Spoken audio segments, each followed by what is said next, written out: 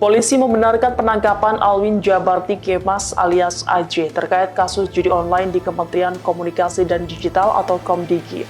Diketahui Alwin merupakan keponakan dari Ketua Umum PD Perjuangan Megawati Soekarnoputri. Dia memiliki peran penting dalam kasus judi online di lingkungan Komdigi. Alwin menjadi salah satu dari 24 tersangka yang ditangkap terkait kasus judi online Komdigi. Alwin merupakan pengusaha, salah satunya menjabat sebagai CEO PT Jelas Tanda Tangan Bersama. Di Reskrimum Polda Metro Jaya, Kombes Pol Wirasatya Triputra pada Senin 25 November mengungkap peran dari tersangka Alwin. Alwin Jabarti berperan memfilter dan memverifikasi website judi online agar tidak diblokir oleh. Download Tribun X sekarang, menghadirkan lokal menjadi Indonesia.